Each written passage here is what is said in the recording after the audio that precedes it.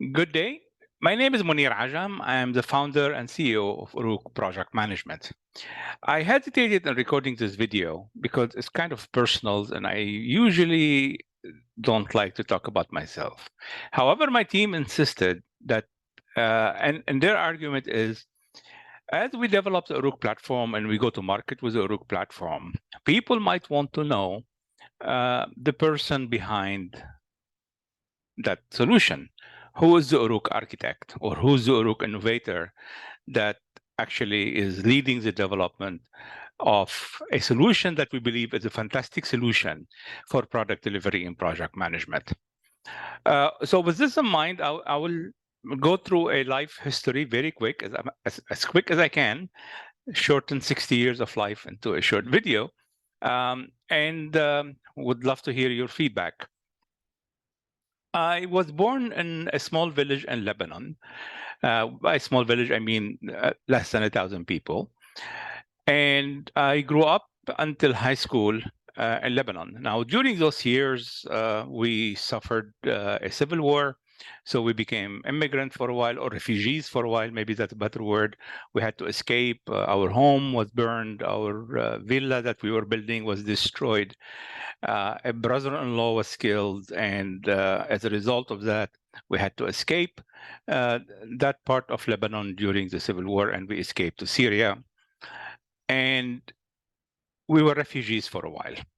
After a while, things quieted down, so we were able to come back. Obviously, not to our home because no longer there is a home.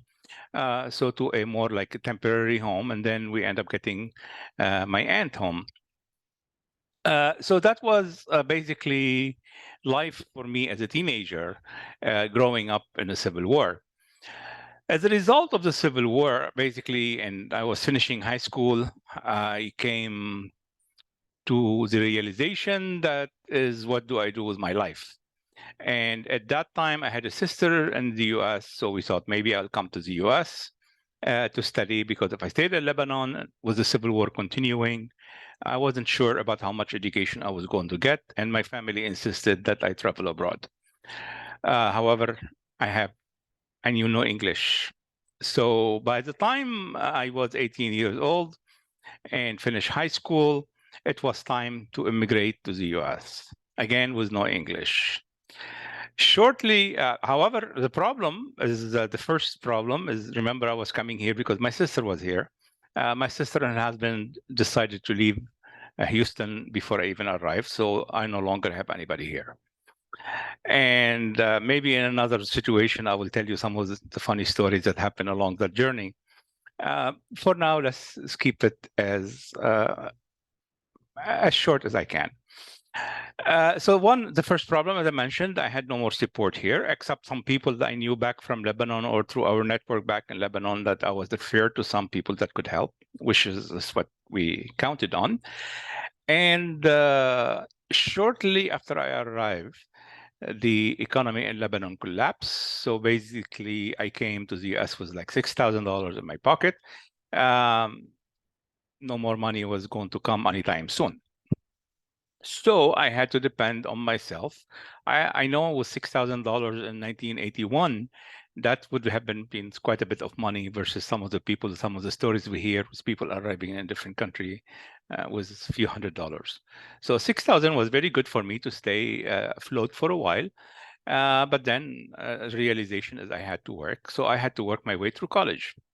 First, I have to learn English, right? So basically, I need to learn how to speak the language of the country where I'm going to study. So basically, started studying English, and a short while, I started to work, usually in a gas station, either night shift or the graveyard shift, in order to support myself. And later on, once I start getting some years of experience or college, maybe second, third year of college, I was able to get a cooperative education job. So basically, I joined the co-op program at the University of Houston, where I could work alternative. So basically, alternative semester. So basically, from that period on, whenever I was working as a co-op, I would take night classes, and whenever I was back in school full time, I still work evening and weekend and valet parking. So basically continuing to doing odd job to support myself. I went through college, through University of Houston. I graduated with honor.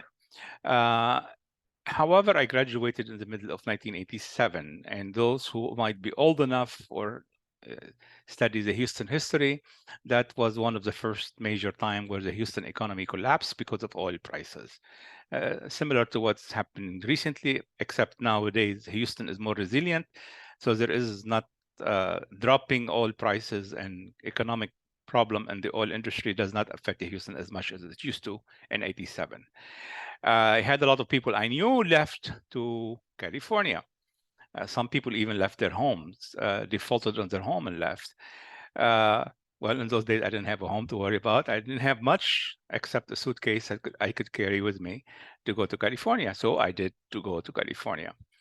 One of my professors referred me to an old student of his, and he was able to give me a job in a company called Harding Lawson Associate, which is a geotechnical environmental kind of a consultancy and service provider.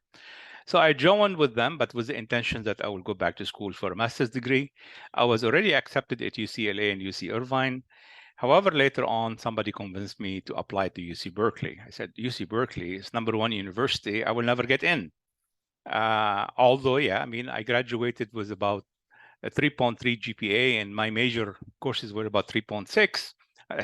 I felt I wasn't good enough for a university like Berkeley. So I took it as a challenge and I applied with no intention of going.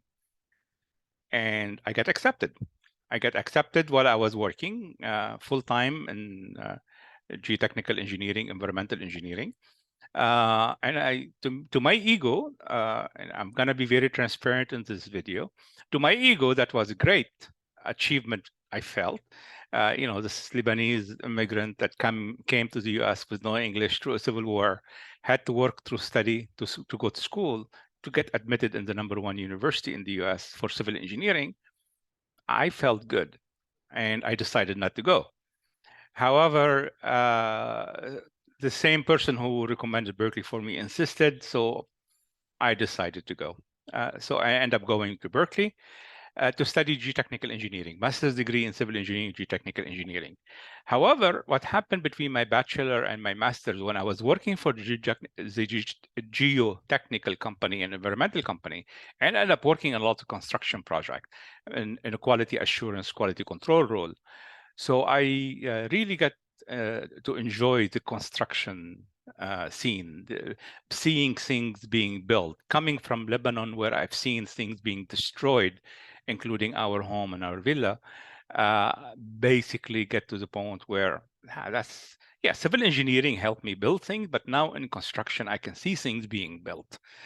And that got me excited. So while I was at Berkeley, in my first semester, before I even entered the university, when I was registering because I was accepted in the geotechnical program. I registered for some construction management courses. And with that, I end up basically shifting my major, still within civil engineering, so it was easy to shift from geotechnical focus to engineering and construction management focus. And that has ignited my passion for project management. In 1990, I graduated. And with that, I was shifting my career from being a technical civil engineer working in the field to project management role. And I was fortunate enough to be accepted or to be hired on campus by Exxon Chemical. And they were looking for people in their project management division, for one of the division, to work in different roles. And Exxon, when they hire in those days, they would be hiring somebody in a project management role, starting and moving around, not staying in one role in project management. So estimating, and I will touch on this in a minute. So with that 1990 graduation from the UC Berkeley, and I don't know if maybe you can see, I wear my sweatshirt with pride from Berkeley, and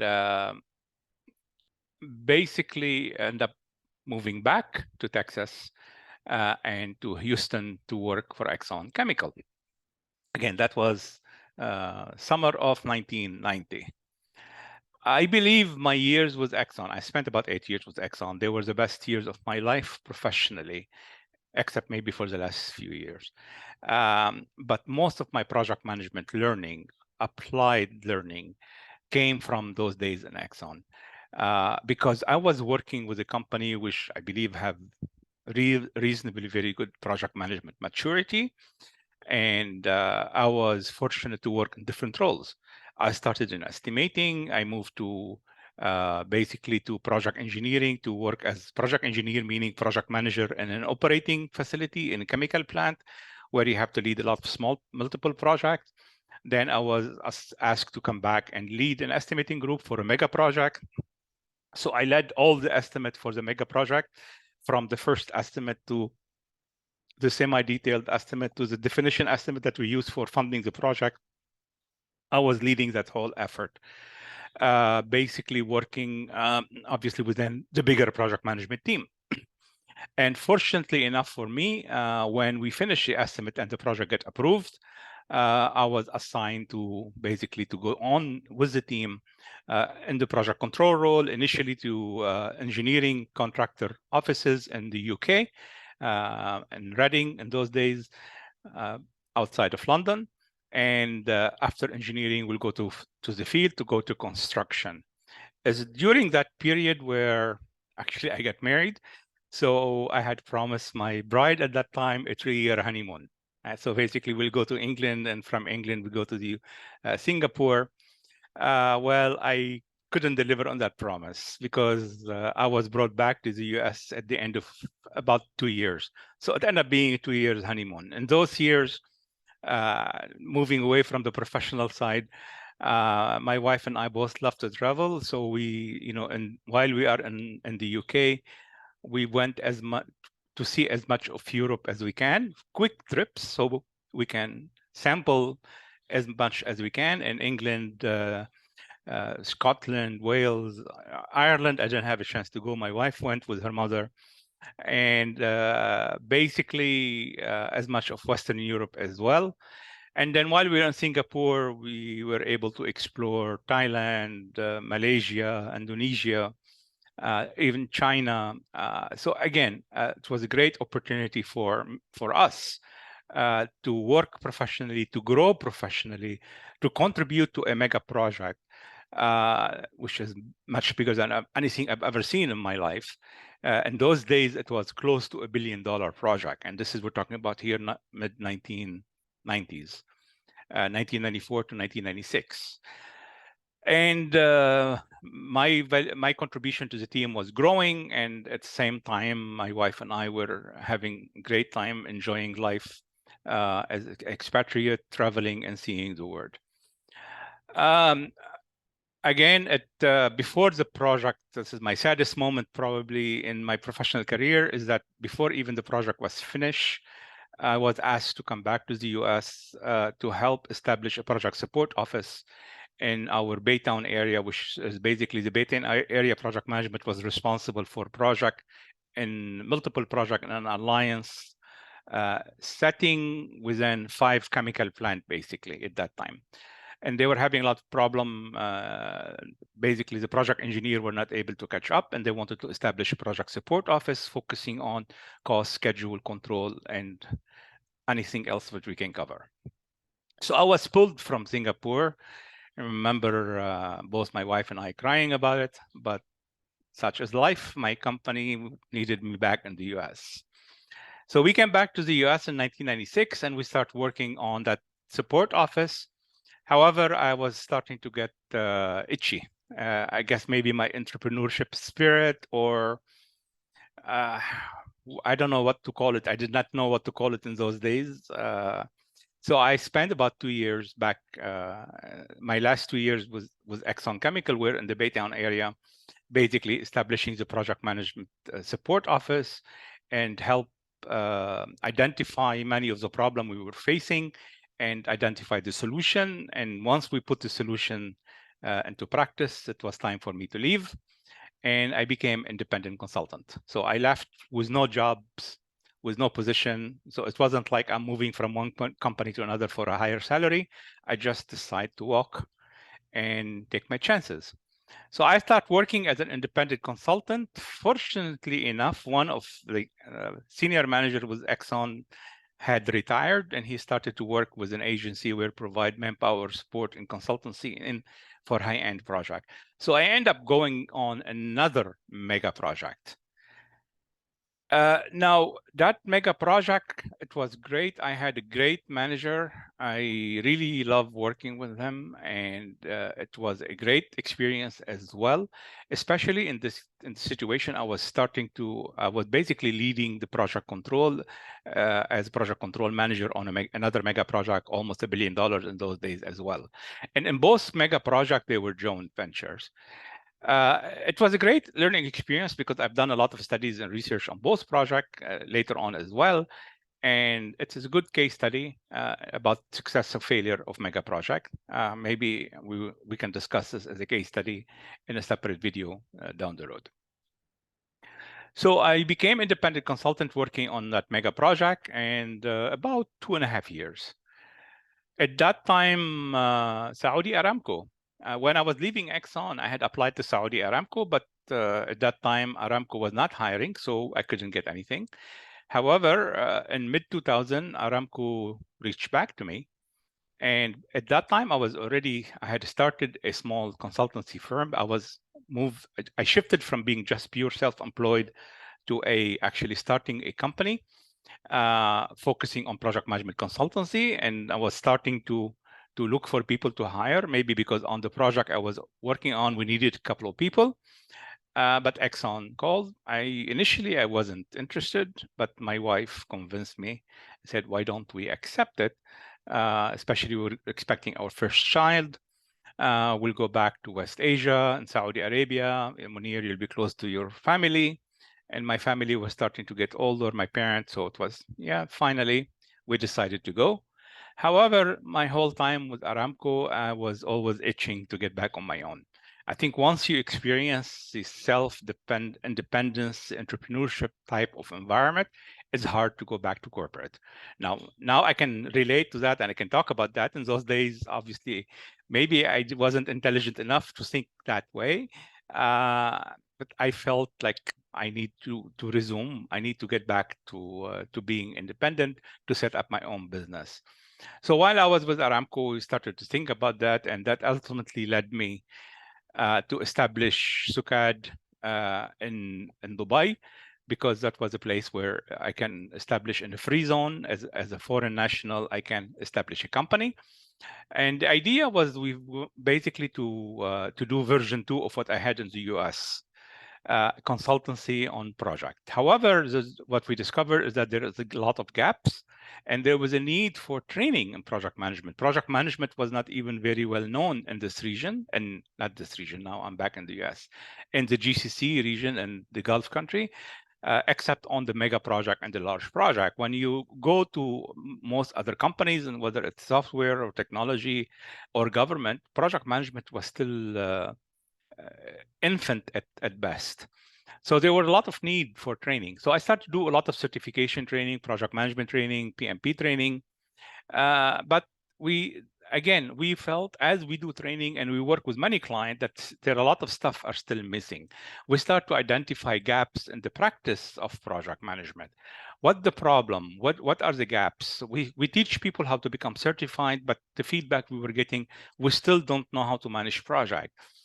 So what we felt, there is a huge gap in understanding, because people were looking at certification and frameworks and guide like the POMBA guide as methodology, where they were not.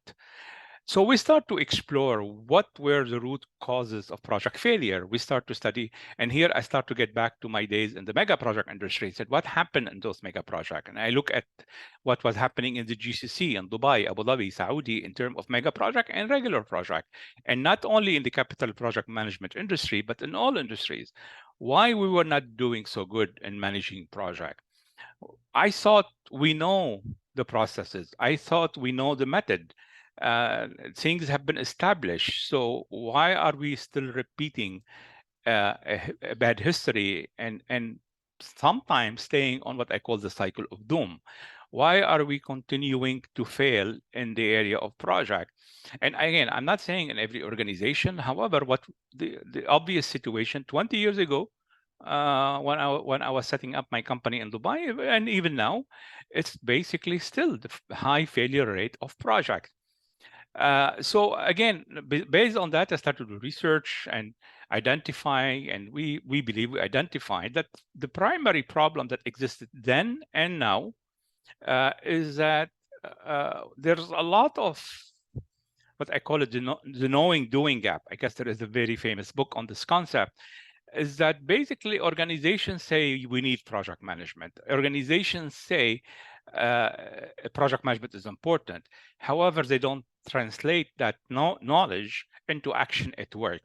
And as a result of that, most companies, and at least at that time in the GCC and abroad, they do not have project management department or division, and at best they might have a PMO, and the PMO fails. So I've seen even one organization within 10 years period, they have 3 PMOs. They set it up, it's operated for a while, fails, cancel it, then start again, and start again at least 3 times within 3 years.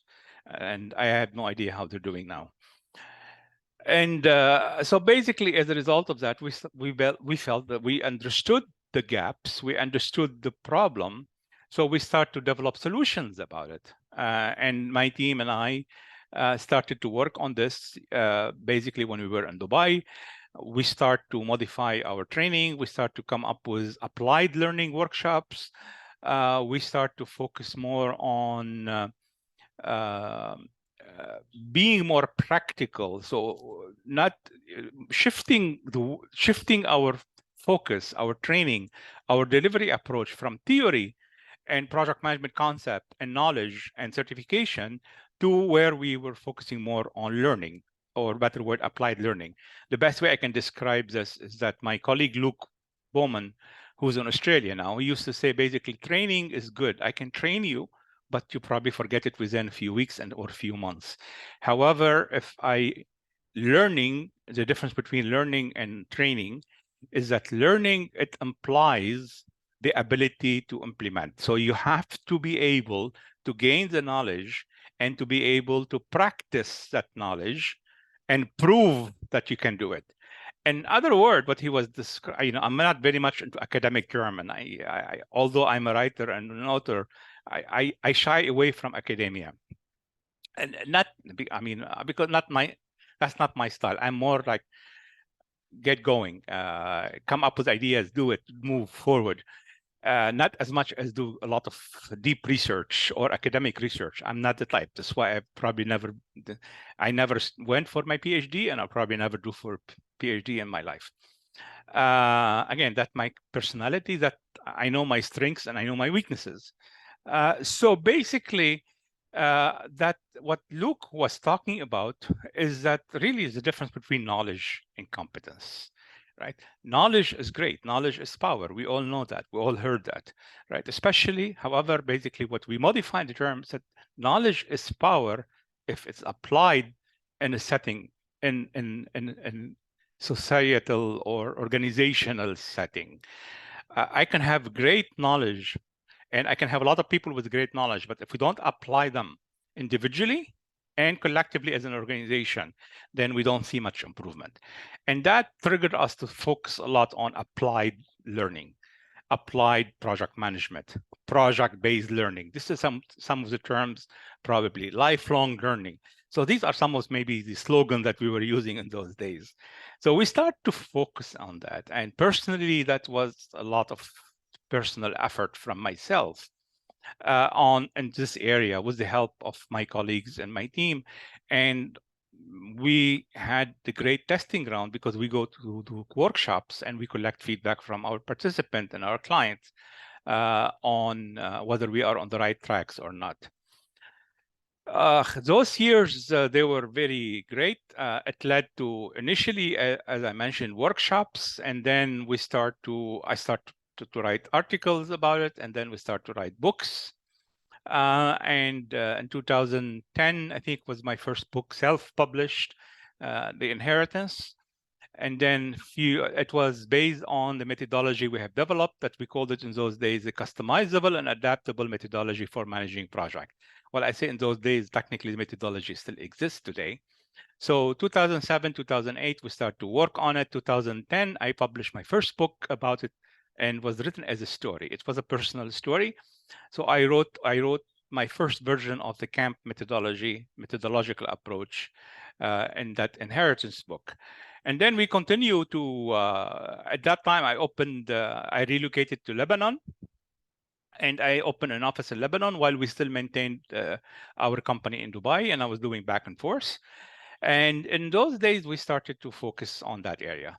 Now, I know I've shifted the last few minutes of this video to focus more on career, professionals, work. I'm trying to share with you. So I know there is a personal video.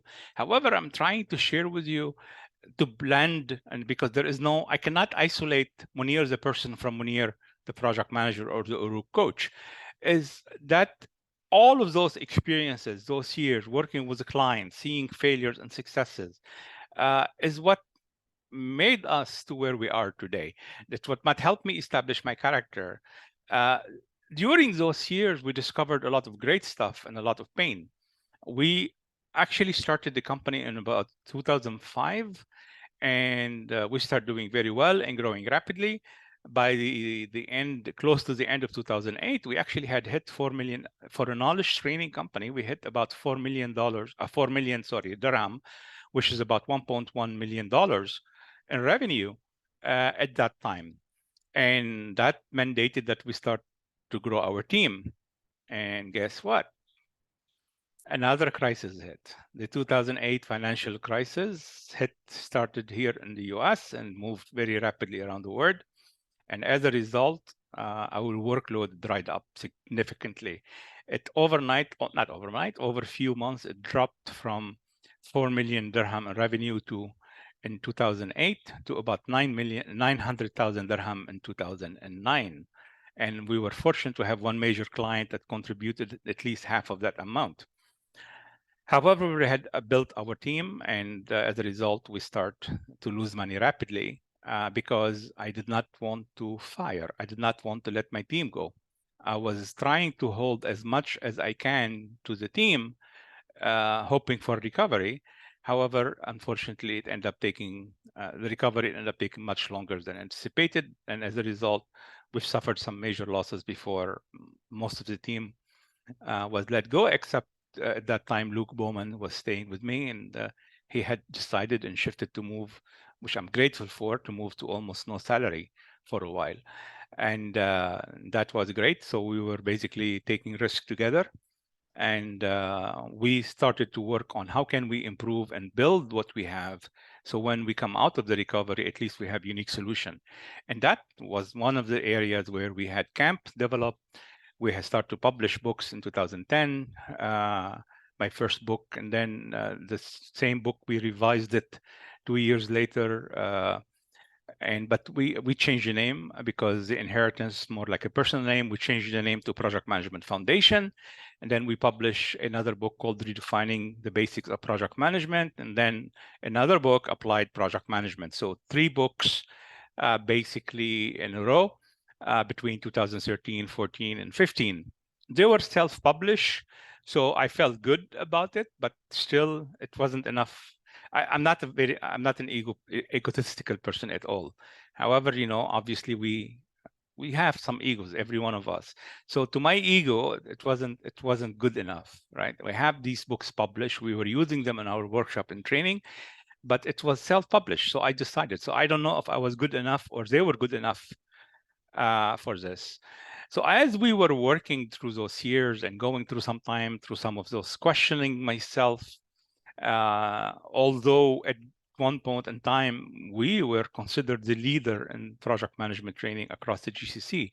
We were doing training in Dubai, in the UAE, in Abu Dhabi, in Kuwait, in Saudi. We even done some training in Egypt, Sudan, Malaysia, Singapore, Lebanon, Syria. So we've done multiple countries, although we were, I think at peak, we reached 12 employees, if I'm not mistaken. So it was a great experience, a lot of learning experience, a lot of pain as well as a result of the up and down financial crisis and situation like this, almost nearing bankruptcy. And then we decided to continue and move ahead. And we finally we continued. We continued until about 2018. Now, before 2018, a lot of time we spent with my colleagues and when we do training is that, you know what, it would be great to have that methodology as a software. So we started to explore, we started to go out and try to see if we can get funding for an app. In those days, we're talking about an app.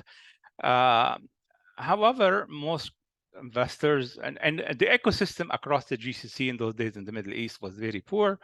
I was being a shy introvert person, it wasn't easy for me to make a lot of network with people with money so they can invest. So when we approached a few potential investment option that we could find, people they see us as a service company and nobody want to invest in a service company. We did not know how to package ourselves or to promote the concept of developing a software solution. In those days, I have never even heard of the terms like software as a service or platform as a service or these kind of things. Obviously, we know software. So we did not know how to package maybe ourselves. And as a result, we couldn't get support. We couldn't get funding. So the idea was killed. And then later on in Lebanon, it was ignited with the government program supported by European Union. And they actually granted us well, I say a grant, it wasn't, it's a support of a low interest rate loan supported by the Lebanese central banks and the European Union. However, to get the money, we still have to go to banks. Well, banks don't know project management, and obviously they don't know project management software. So we tried for months. I went through almost every single major bank in Lebanon, and you get a lot of promises, but nothing happened. So we said, forget it. And in 2018, I came to the recognition that Munir. Now you have a few. By the way, before 2018, remember I was saying that I wasn't sure that my books are good enough. I had updated CAMP for version 3, and I actually tried again to apply to some of the publishers, and CRC Press, which is part of the Taylor and Francis group, accepted my book idea. And that led to publishing the Project Management Beyond Waterfall and Agile by CRC Press in December 2017, almost exactly 5 years ago from today. And they published that book for me, and it was great. And I also signed a contract with bookbone.com back, and actually that was earlier in 2013, 2014, where they were publishing ebooks for me, and their style is to publish short ebooks. Today with Bookbone, I have actually 17 ebooks that are active today. And we just signed another contract with them a few weeks ago to publish about 40 to 50 expert talks audios. And I've already sent them the first 3 last week and this week, and then probably send them a few more next week.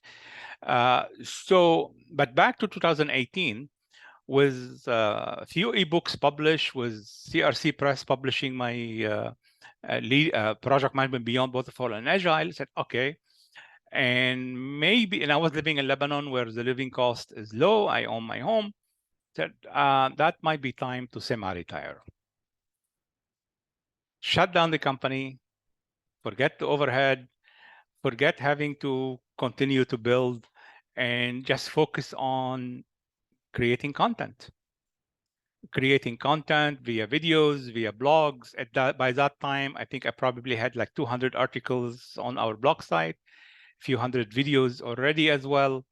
So that maybe thought, that might be enough between the content I create, the books I publish, the ebooks I publish, and then maybe I will get an occasional consultancy. 2-3 days a month of consultancy would have been, at my rate, at my seniority level, would have been more than enough to survive comfortably in Lebanon. Now, obviously, I have kids that they were still young and they needed college education. my backup for that was, well, worst case scenario, I have some land, some properties in Lebanon, I'll sell to educate my kid, to basically send my kid to college. So at least I had that backup in the back of my mind. I don't have to worry about the future of my children. So I can survive on almost minimum that I can generate to survive. And that was, to me, a choice. So that was one of the choices I was considering. However, in the back of my mind, that apps keep coming up. And finally, if a friend that worked with me now convinced me, said, why don't we try it again? And but this time we want to do it differently. So I start posting stuff on LinkedIn, generating interest, asking if people would be interested. And sure enough, few people were interested. Some of them I've never met. Some of them, one of them at least read my book. Some of them, one of them took a course with me back in 2008 and still remember me.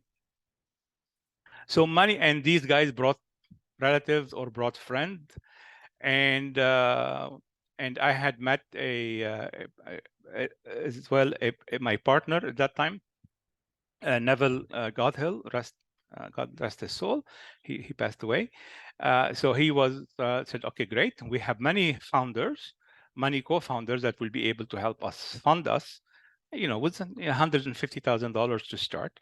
And then Neville and I will be the working co-founders. I will be leading the business side and the project management side and the methodology side, and then he's leading his expertise is software, so he will be the and project management, so he will be developing the software. And that brought us another tragedy. We signed the company, so great news. We agreed, we got funding, we got support from our friends and family. So we registered Sukad Corp in the US in 2019 in June. And we started to work. July, August timeframe, we started to work. Neville and I, we had our first kickoff at his home in Florida, and we started moving. However, again, something ugly came up. Two things, unfortunately, two really sad things. COVID and its impact on its disastrous impact on the whole world, not only us. And Neville was in the military, parachuter in the old days, so his old military injuries start to catch up with him, and he started to suffer a lot of pain where he couldn't work anymore. And we were trying to wait for him to recover. He was not able to get the medical support he needed because of COVID, and ultimately we lost him.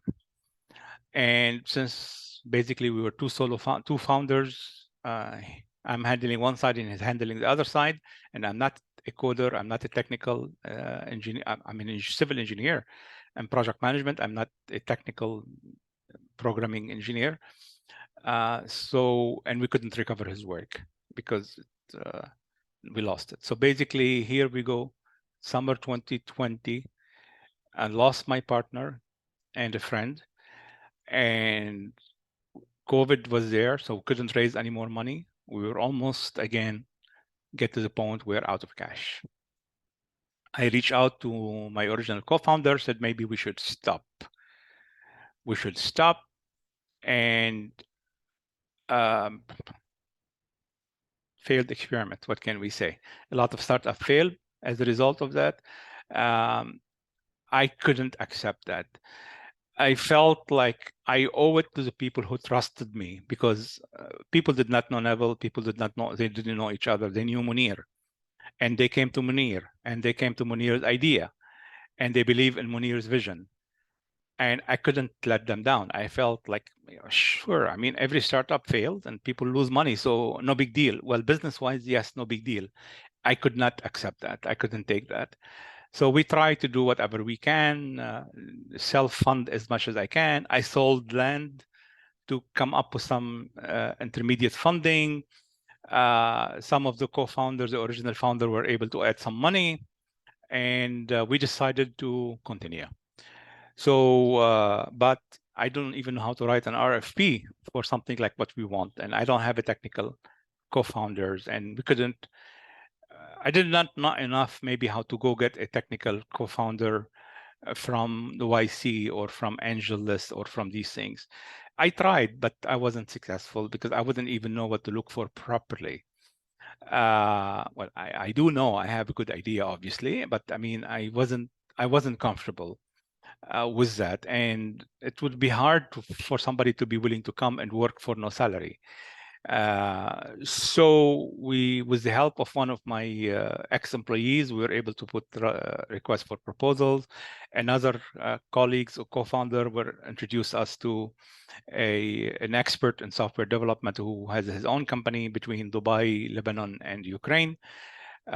So we decided to give it a chance, and we did. In February 2021, we restarted everything from scratch, the development of the Uruk platform. It's a long history, a lot of great moment, a lot of painful moment, a lot of, as a solo nowadays, technically I'm a solo co-founder, I'm a solo founder, a lot of sleepless night, a lot of agony, a lot of painful moment, burnout, short-term burnout, you experience it all.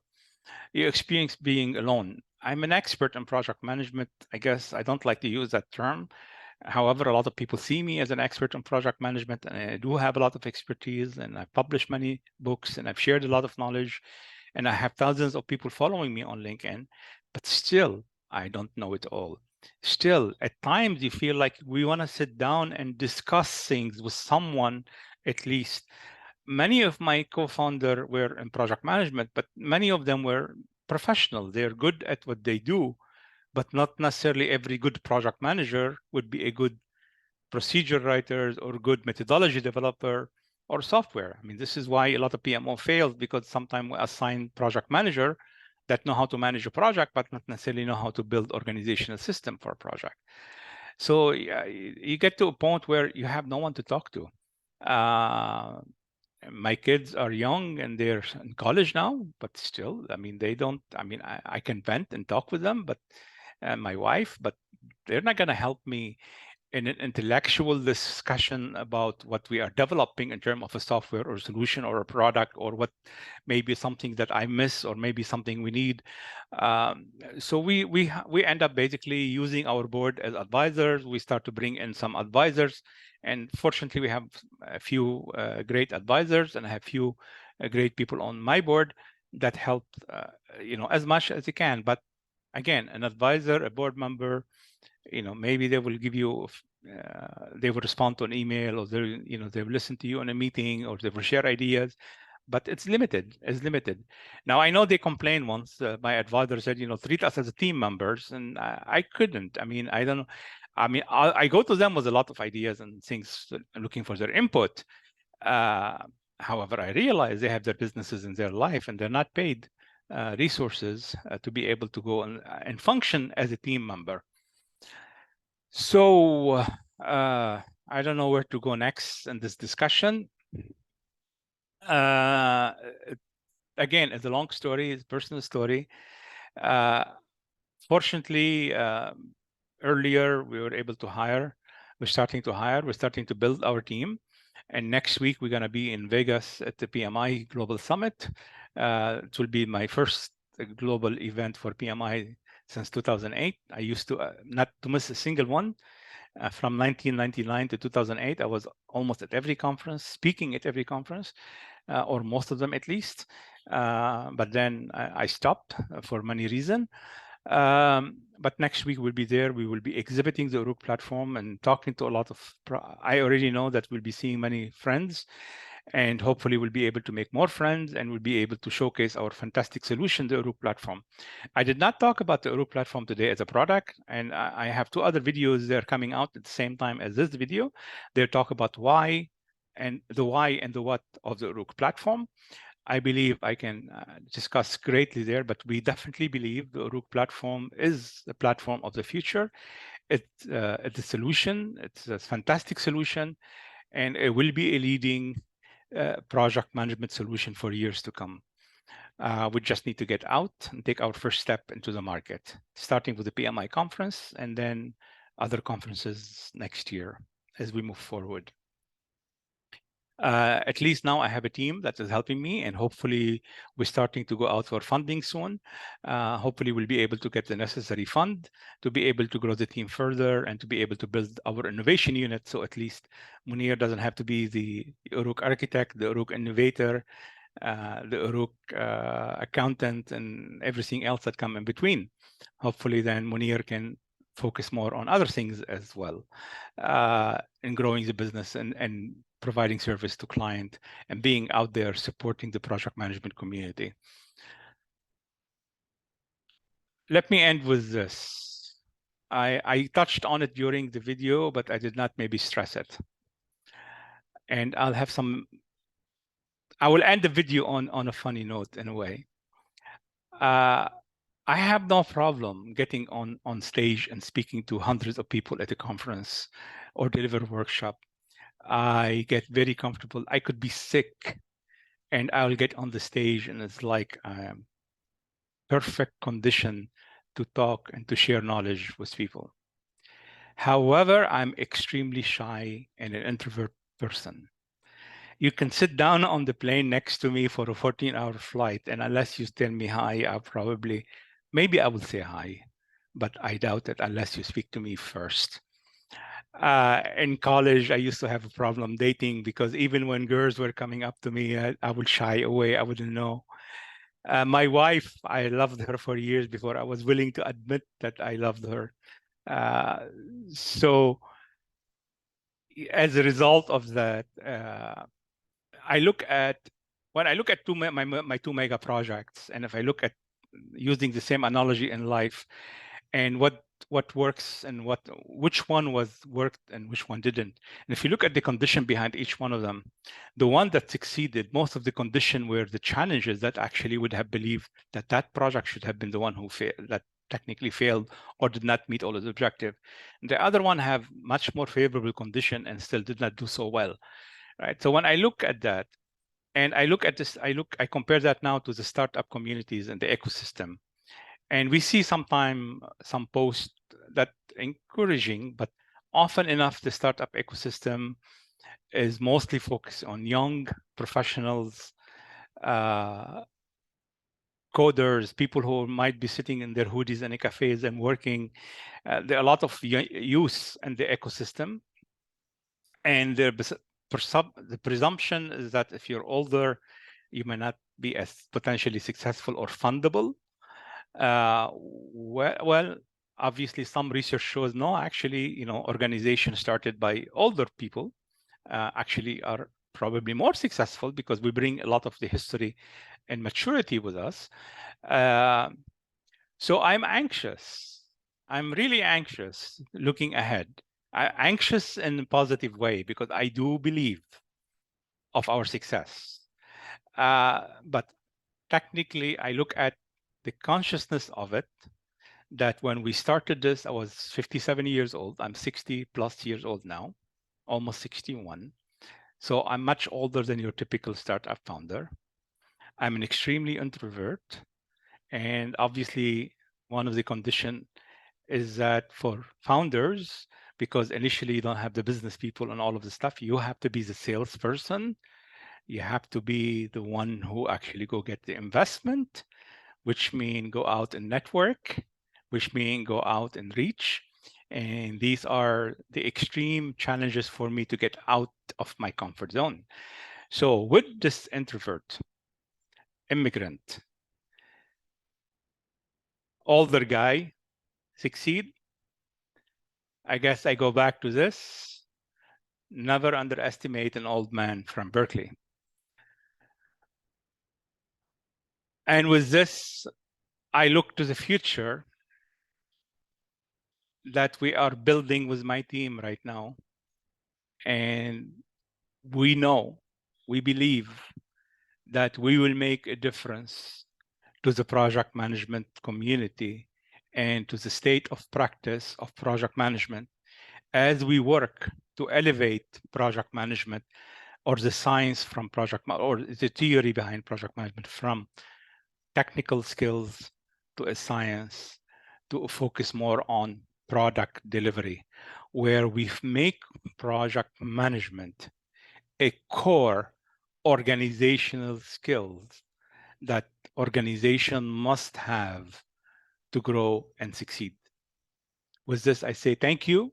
Looking forward to success together in the coming days and years.